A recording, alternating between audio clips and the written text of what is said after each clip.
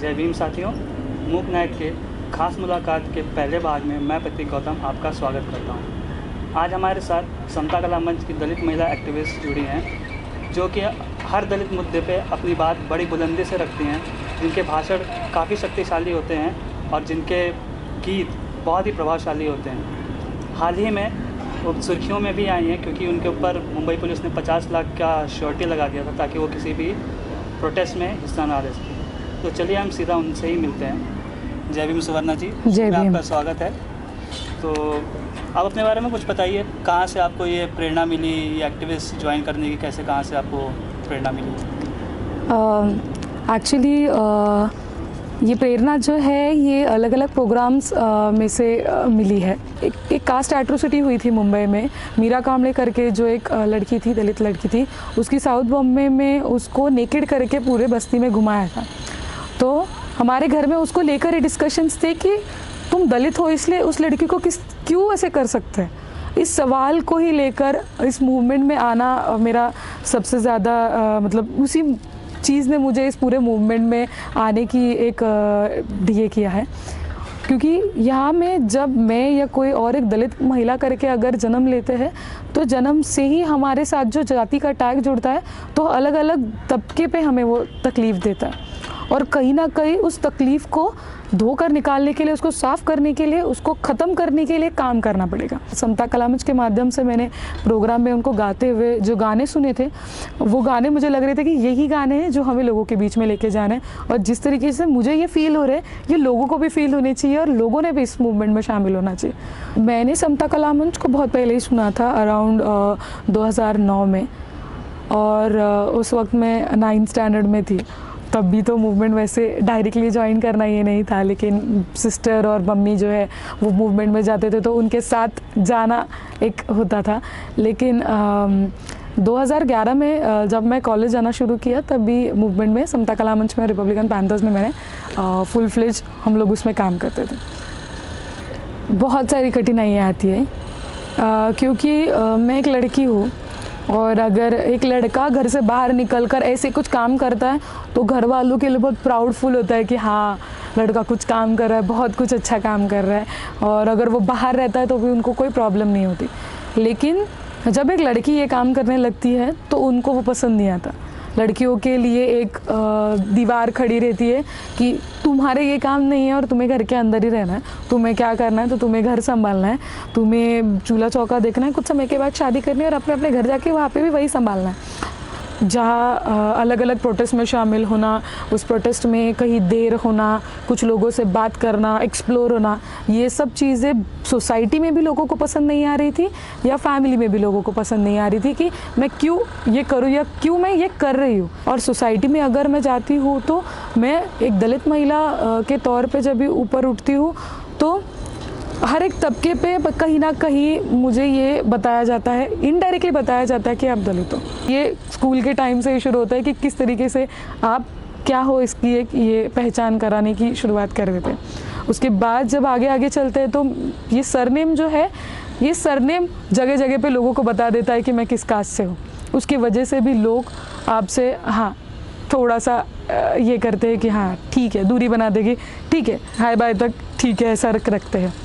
अगर मतलब मैं दलित हूँ, मैं अम्बेडकराइट हूँ, तो हम लोग जय भीम जो है वो बहुत प्राउडफुली लेते हैं। लेकिन अगर किसी अलग जगह पे अगर जय भीम लिया जाए किसी अलग माहौल में तो वो ऐसे आंखें उठा के देखते हैं कि हाँ तुम कुछ अलग हो। तो ये कुछ शब्द जो है वो हमारे लिए बहुत प्राउडफुल है, तो इनके लिए वो बहुत ज़्यादा प्रॉब्लमेटिक है ना। हम लोग कोंकण में एक प्रोग्राम के लिए गए थे, तो वहाँ पे जो थे किचन में अलाउड नहीं किया था जाने के लिए।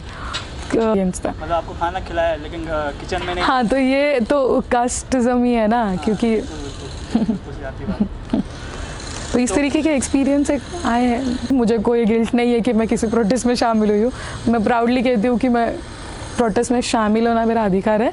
अगर मैं नहीं होती हूँ तो जी मतलब क्या कहते हैं, मैं ज़िंदा हूँ यही मेरी निशानी मिट जाएगी अगर मैं प्रोटेस्ट में शामिल नहीं होती हूँ तो। प्रोटेस्ट में जो है 2011 से ही अलग अलग प्रोटेस्ट जो कास्ट एट्रोसिटीज़ के खास करके चले हैं, उस प्रोटेस्ट में मैं शामिल रही हूँ। जैसे जौखेड़ा का एक कास्ट एट्रोसिटीज़ हुआ था, उसके बाद खरड़ा में नितिन आगे करके एक लड़के को अपर कास्ट लड़की से प्यार किया इसलिए उसको मार दिया था। उसके बाद सत्यभामा सूर्यवंशी करके लातूर में एक कार्यकर्ता है, उनको भी नेकेड करके, हाफ नेकेड करके उनको गांव में घुमाया था। यहाँ के अपर कास्ट के लोगों ने वो प्लानिंग करके ये किया था, उस प्रोटेस्ट में हम लोग शामिल थे। ऐसे अलग अलग स्टूडेंट्स प्रोटेस्ट में रोहित वेमुला हो, नजीब हो, पायल तड़वी हो, फातिमा लतीफ़ हो, इन अलग अलग प्रोटेस्ट में मैं शामिल रह चुकी हूँ।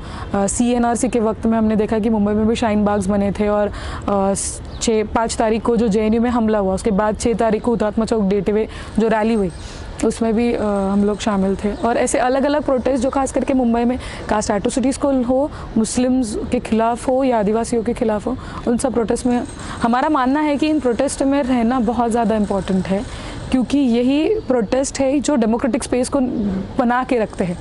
ये BJP जो है वो पूरा डेमोक्रेटिक स्पेस जो है वो ख़त्म करने की कोशिश कर रही है, और कहीं ना कहीं ये रेजिस्टेंस ही बता रहा है उनको बार बार कि देखिए हमारा डेमोक्रेटिक स्पेस जो है वो हम लोग एक्सपेंड करके ही रहेंगे, और हम लोग वही एक हमारे लिए माध्यम अभी तो भी बचा है जिसकी वजह से हम लोग हमारी स्पेस जो है वो लड़ के बढ़ा सकते हैं और BJP को हरा सकते हैं। तो ऐसे प्रोटेस्ट में मैं शामिल रही हूँ। ये कैसा है शहर और तुम किस तरह के जीव हो? अगर जुल्म हो तो बगावत होनी चाहिए शहर में, अगर जुल्म हो तो बगावत होनी चाहिए शहर में, अगर बगावत ना हो तो बेहतर है कि ये शहर जलकर राख हो जाए। साथियों, ये बगावत हमें हर मोड़ पे दिखती है, वो गुजरात में दिख रही है, वो यहाँ पे दिख रही है। ये बगावत जो उठ रही है, ये बगावत की आग जो है, ये जातिवादियों को, ये मोदी सरकार को जला के राख करने के लिए है। ये मोदी सरकार कैसे दुय्यम खेलती है, देखो। ये आते से ही इन्होंने बीफ बैन लाया और मुसलमानों के ऊपर, दलितों के ऊपर उनके पेट पर लात मारा, और वैसे ही आरोप करके पारंपरिक काम करने वाले दलितों को उन्होंने ऊना में मारा। एक्चुअली अभी के लेवल पे तो 4 केसेस और 2 चैप्टर प्रोसीडिंग जो ACP के ऑफिस में चलते हैं वो चल रहे हैं। 50 लाख की श्योरिटी कुछ दिनों के बाद या कुछ महीनों के बाद उन्होंने बंद कर दी थी, लेकिन साइमल्टेनियसली उन्होंने अलग अलग पुलिस स्टेशन में वो चैप्टर प्रोसीडिंग शुरू कर दी थी अलग अलग अमाउंट्स की। कुलाबा पुलिस स्टेशन में अराउंड 10 लाख की श्योरिटी बॉन्ड को लेकर उन्होंने कुलाबा पुलिस स्टेशन में चालू किया, जो अब तक चल रहा है। और दूसरा जो है वो कुर्ला पुलिस स्टेशन में उन्होंने वो चैप्टर प्रोसीडिंग का ये शुरू किया है।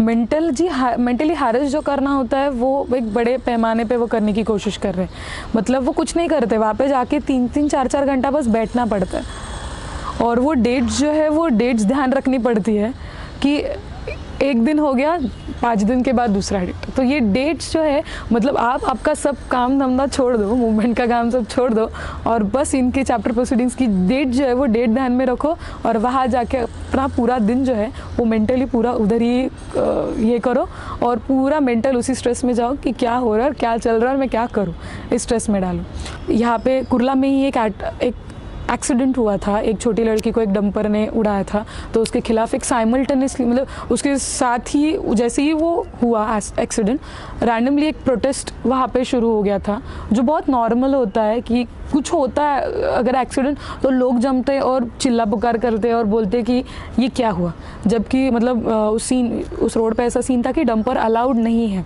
बहुत ज़्यादा ये था कि उसमें कोई ऐसा लीडर नहीं था, कोई ऑर्गेनाइज़र नहीं था, और मैं अगर इस बस्ती में रहती हूँ, ऐसा अगर कुछ यहाँ पे होता है तो ये मेरी रिस्पॉन्सिबिलिटी बनती है कि मैं वहाँ पे जाऊँ और मैं देखूँ क्या चल रहा है। तो उसी हिसाब से हम यहाँ से गए थे, और उस प्रोटेस्ट में 600 से 700 लोग वहाँ पे थे जो बस्ती के लोग थे।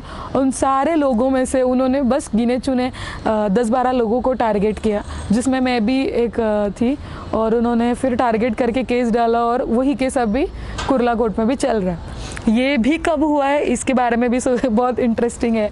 ACP के ऑफिस में जब ये चैप्टर प्रोसीडिंग कुर्ला का चल रहा था तो उन्होंने पूछा मुझसे कि आपके ऊपर इतने केसेस है, तो हमने बोला, तो हमारे एडवोकेट ने बोला कि केसेस है लेकिन वो तो चल नहीं रहे, उन्होंने थोड़ी ना नोटिस भेजा है या कुछ हुआ या चार्जशीट बनी है। जैसे ही ACP के ऑफिस में ये बात होती है कि नहीं भेजे नोटिस वगैरह वगैरह, वैसे ही दूसरे तीसरे दिन पे ये नोटिस घर पे आते हैं। तो ये किस तरीके से चल रहा है ये भी हमें क्लियर होता है कि इन्हें क्या करना है एग्जैक्टली।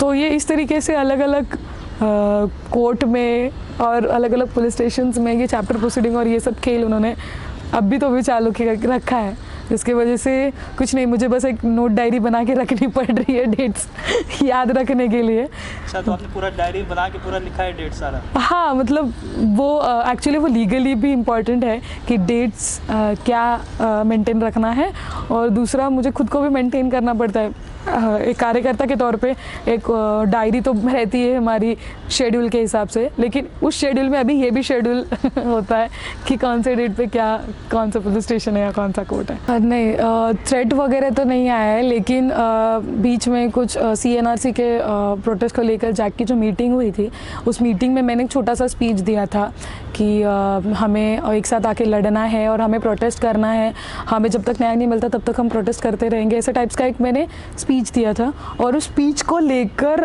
बहुत सारे लोगों ने वायरल, यहाँ के अपर कास्ट और यहाँ के RSS की तरफ से, वो खास करके अब पता नहीं वो RSS के है, वो डायरेक्टली नहीं रहते कभी भी, लेकिन उनकी तरफ से वो स्पीच बहुत ज़्यादा ट्विटर पे और बहुत ज़्यादा फेसबुक पे वायरल की गई थी कि देखिए ये लड़की किस तरीके के वॉयलेंट स्टेटमेंट कर रही है और किस तरीके से लोगों को भड़का रही है, टाइप्स के बहुत सारे वीडियोज़ ऐसे, मतलब वो एक वीडियो बहुत वायरल किया था। तो ये इस तरीके के काम तो उनकी तरफ से होते रहते हैं। तो सुवर्णा जी, इस महिला दिवस पे आप कुछ गाना प्रस्तुत करना चाहेंगे? जी हाँ, इस मूवमेंट के जो शाहिर है दीपक करके, उन्होंने एक गाना लिखा था जो मुझे बहुत ज़्यादा पसंद है। एक भाई अपनी बहन से क्या कहता है, ये इसके बारे में ये गाना है। ये आज अंतर्राष्ट्रीय महिला दिन है, तो सभी महिलाओं को ये और सभी भाइयों को ये गाना मैं करना चाहूँगी।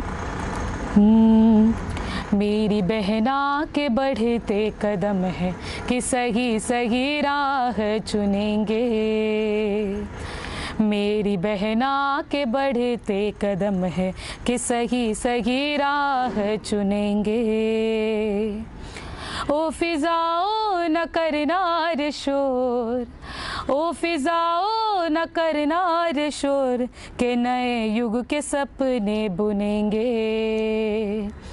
मेरी बहना के बढ़ते कदम हैं कि सही सही राह चुनेंगे। मेरी बहना का बचपन मीठी गुड़ियों का आंगन, मेरी बहना का बचपन मीठी गुड़ियों का आंगन, ऐसे आंगन हर घर पे सजेंगे, ऐसे आंगन हर घर पे सजेंगे कि नए युग के सपने बुनेंगे। उसकी बातों से तख्त जब हिलेंगे, उसकी बातों से तख्त जब हिलेंगे, तो भाइयों के सीने तनेंगे। मेरी बहना के बढ़ते कदम है कि सही सही राह चुनेंगे, मेरी बहना के बढ़ते कदम है कि सही सही राह चुनेंगे।